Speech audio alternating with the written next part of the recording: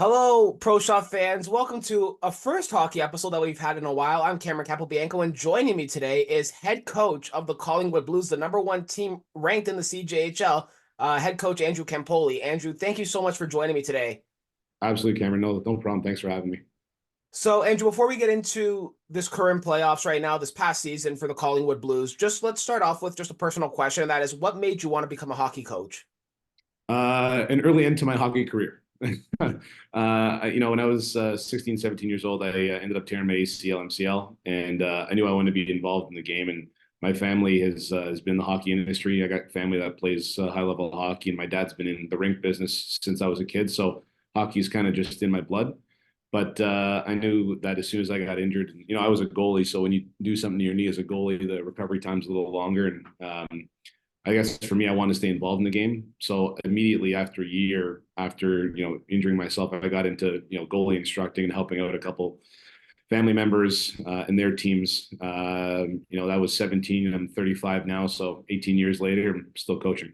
Absolutely. And just to start off, before we get into you being named the head coach of Collingwood back in the 2021 season, your first stint actually in the OJHL was the assistant coach of the Markham Royals. So if you wouldn't mind explaining, especially I believe you are from Markham too. So what it means to you to get that start uh, Yeah, in the OJHL there? I mean, for me, I had the U18 Markham majors. I was 2 years an assistant, 2 years as a head coach. And while that was happening, Michael Lottie and I are pretty good friends, and he asked me to jump on and help out as an assistant coach at the Royals. So I did that for a number of years. I was with them when we reverse swept Newmarket, which was pretty fun to be in part of. But it was great. It was a lot of experience and working on two teams, one in U18 and then one in the OJ was great. I learned a lot from Mike, and we had a great relationship. We still kind of hang out and we still kind of see each other on game days. We're playing each other. We go into each other's offices and kind of hang out and chat. But I mean, listen, Mike's a great guy. They had a great program over there, so I can't say enough of good things about him. So jumping ahead, when you came back to the OJHL, you started as the head coach of the Stouffville Spirit. How did coaching in the GTHL, as well as that first stint with Markham Royals, help prepare you for that return to the head coaching role?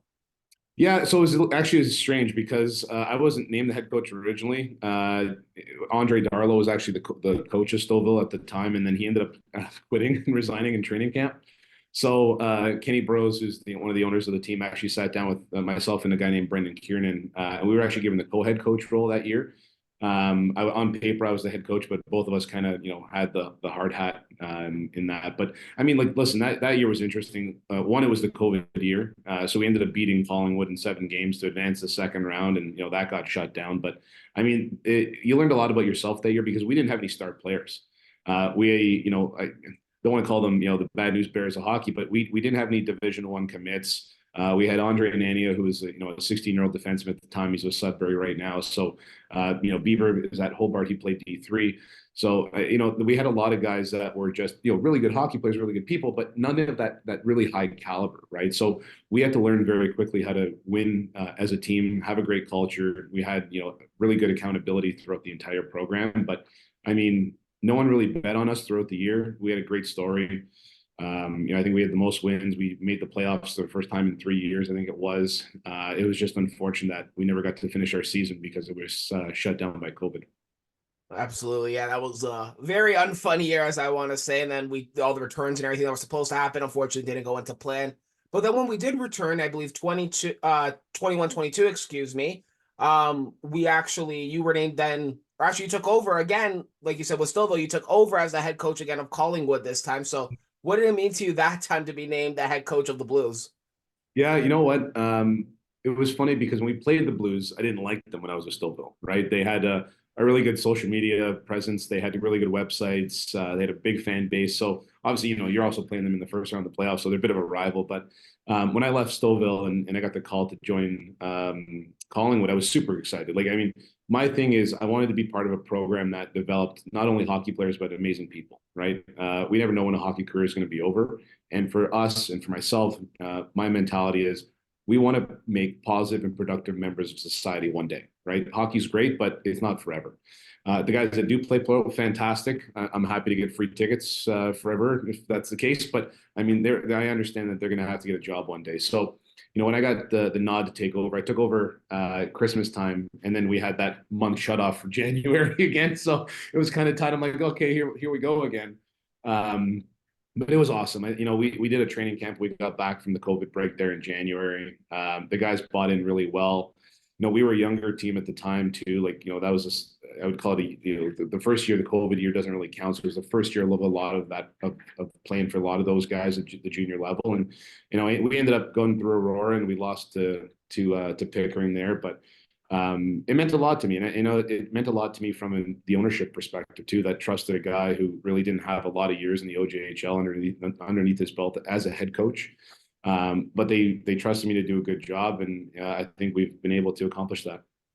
So again, just jumping back to that first return, obviously you said that 1 month of the COVID year, and then you had a training camp, the official time that the OJHL did return. What was that first practice like for you with these guys officially being the head coach of the Blues? Yeah, I mean, it was interesting. So, like I said, we did a mini training camp. So the one thing that we do at the start of every year, let's call it coming back after a break like COVID was, is we do an onboarding process. So we walk through our vision, our values, our expectations, and all that kind of stuff. And it really gets everybody on the same page right off the hop. And that's super important for a team that, has 24, 25 guys on it, because you also have 24, 25 personalities. And the goal is to try to get them to all work towards the same goal, right? All to win. And to be accountable and to build a good culture. So, I mean, for us, we started off chalk talk in the morning. We've gone through video. We talked about expectations. The first practice was a high tempo practice. Like we had a lot of bag skating. We had a lot of conditioning stuff. But again, we bag skate a little different. It's not a punishment. It's more of an endurance to understand that we need a high cardio level to compete for the 60 minutes.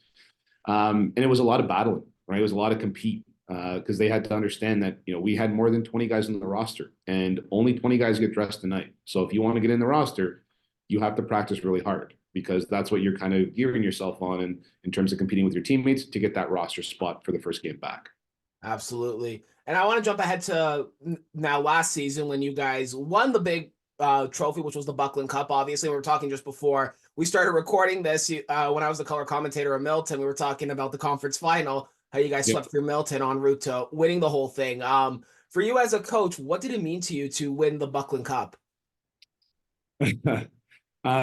Multiple things on multiple different levels is the easy answer. I think one, being a coach to a bunch of guys that, came into work every day, did everything that we asked, were really good in the community. I think it was a culmination of everybody doing the right things, right? So as a coach from that perspective, I was super excited for our boys. I mean, the championship photo, you look at those faces. Winning in overtime is also something crazy. Like, you win in regular time, it's, a 1 or 2 goal spread, you can kind of celebrate. But when you win in overtime in your own barn with 1,500 people there, the level of excitement and adrenaline that everything is pumping through you, it's something that's unmatched, right? So seeing those faces on those kids was just overwhelming from a coaching perspective.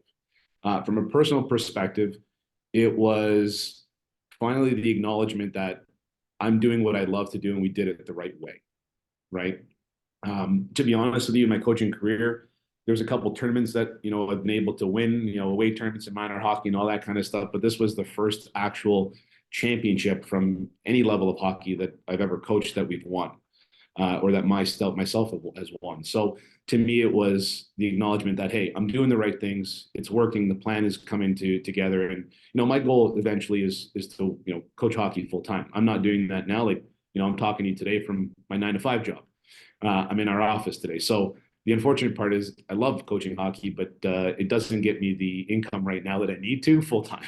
So, but like I said, the Buckland was a big thing for me. It was an accolade that I'm super happy that we got. And for the boys, it was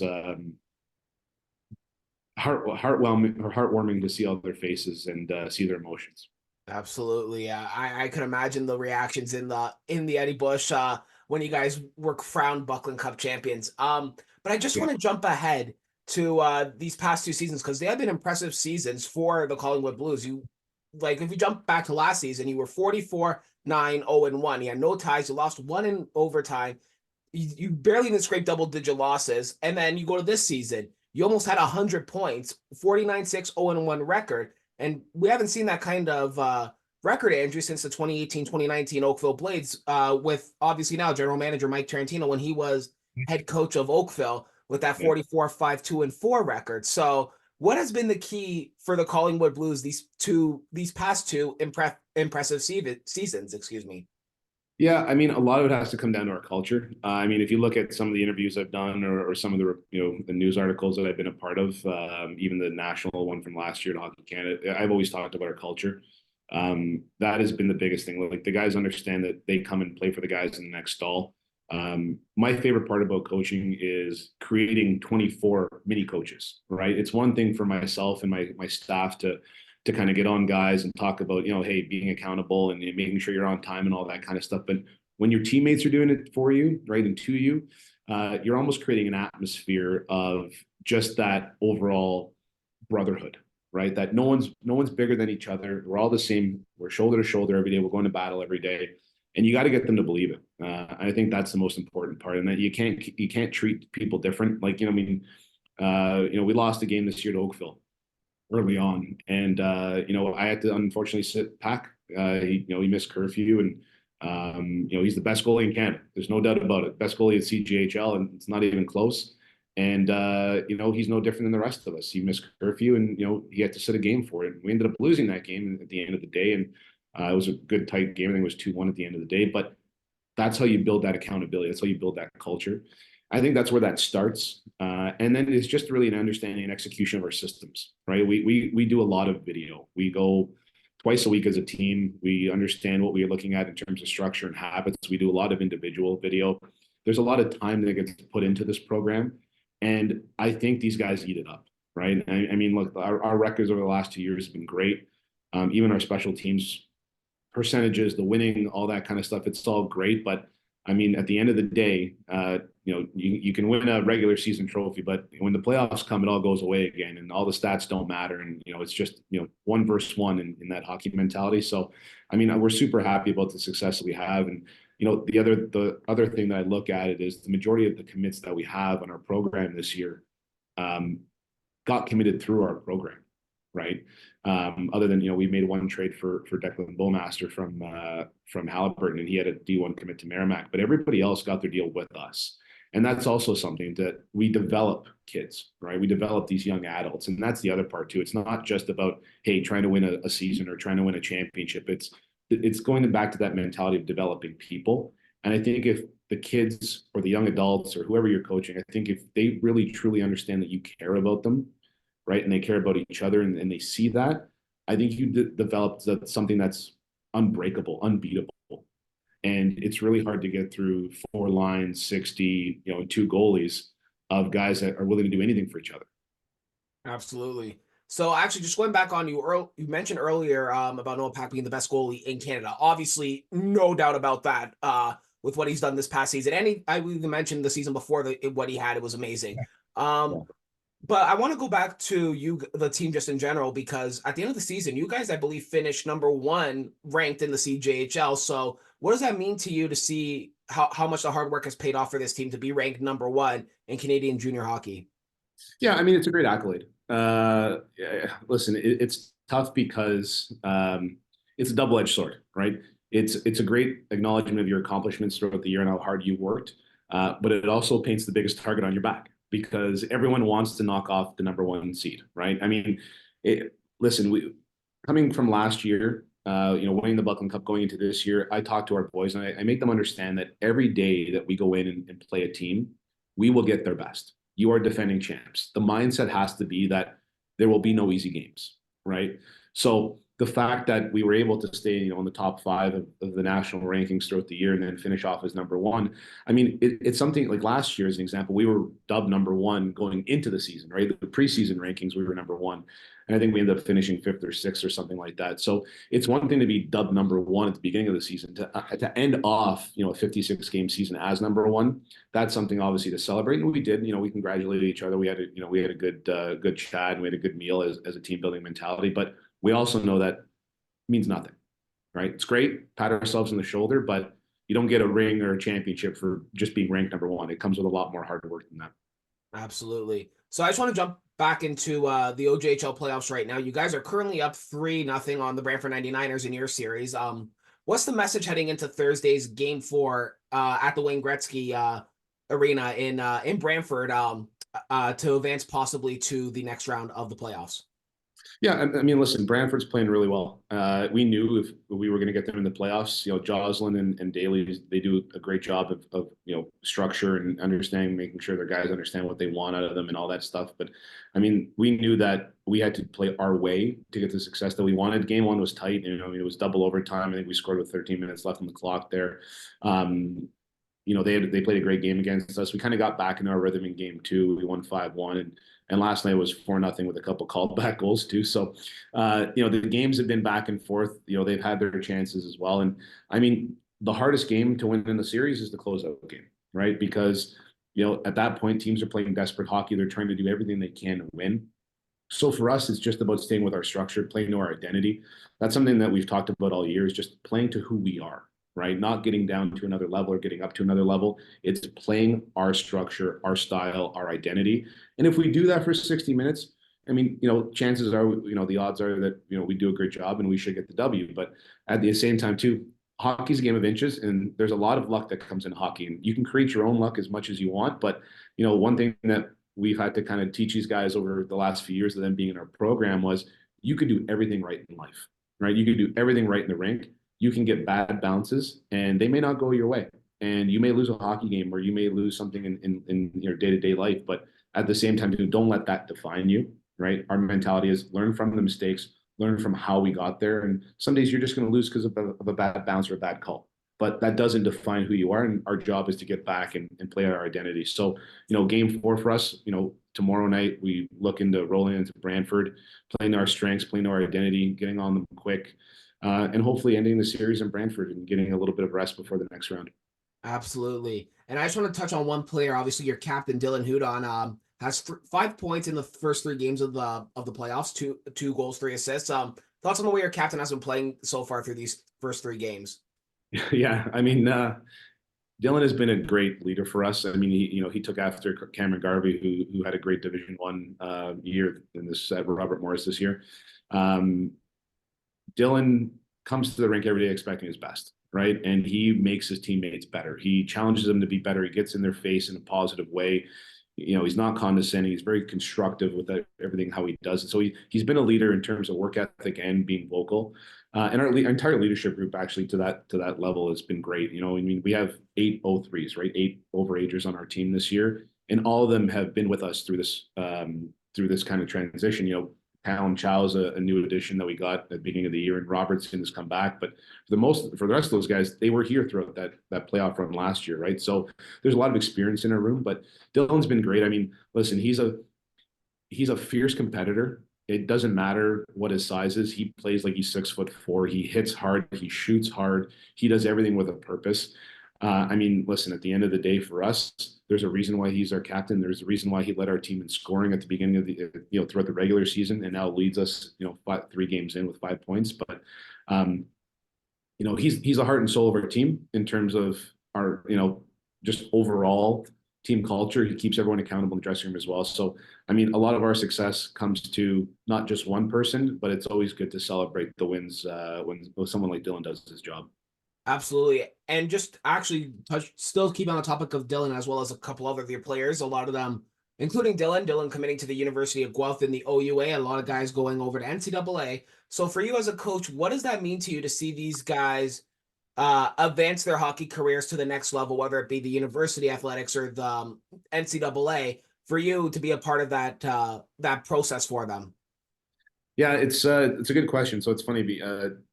I've said this to a lot of people I talk to. As a coach, you get a very short period of time in somebody's life to make a difference, right?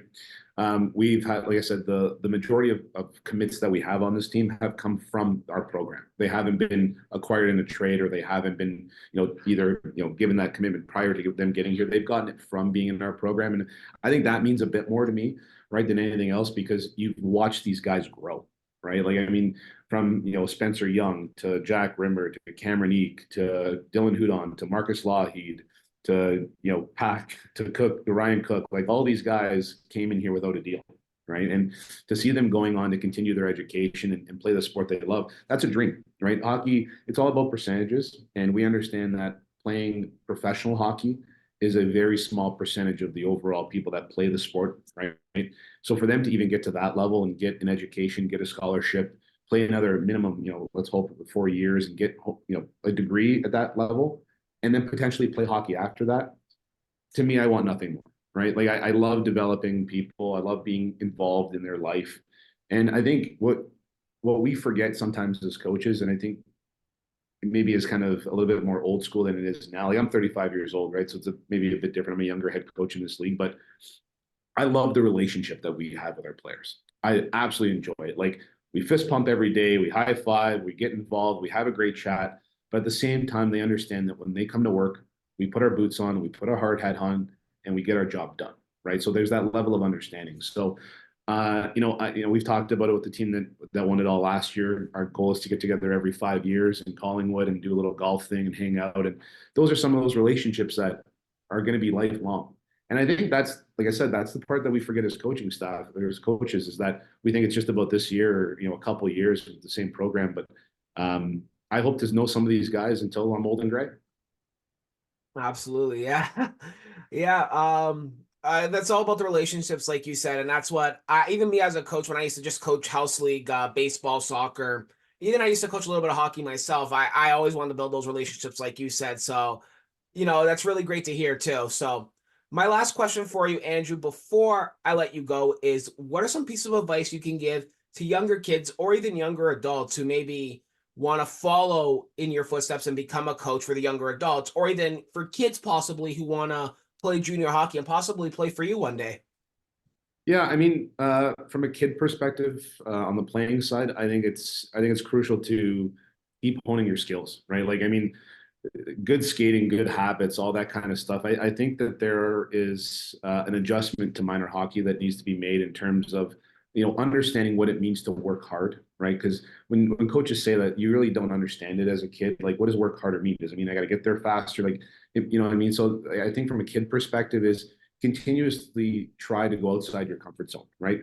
If you're a AA player, play with AAA kids. If you're a AAA player, skate with junior guys. Like, I mean, always increase your ability to kind of grow yourself. And I think that's a big important, but I mean, don't take a shift off, right? I mean, like wherever you're playing, whether it's summer hockey, whether it's, AAA, AA, whatever, like, if that's what your goal is, don't take a shift off. Take it seriously. Take it as a job. And I think if the mentality is there, it'll unfold in that. Listen, I look back at myself when I was a young kid, 12, 13, 14 years old. Hockey was, in my mind at that time, was a pastime, right? I enjoyed it. My dad took me to hockey. We enjoyed the car rides and all that kind of stuff. But I didn't take it as seriously as I do now, right? And it's a regret for myself too. Like I wish I would have taken it seriously back when I was a kid. And I wish I would have had a coach who put me in a position that I wanted to take it seriously, or showed me the fact that I could, or kind of led me to that, right? So, I mean, that's the big thing from a kid perspective is just make sure you're doing your job, do it consistently, buy in, do everything you need to do to be successful, right? But take it seriously. It's super important because you don't want to regret it. Because once you get old and you can't play anymore, it becomes very real, right?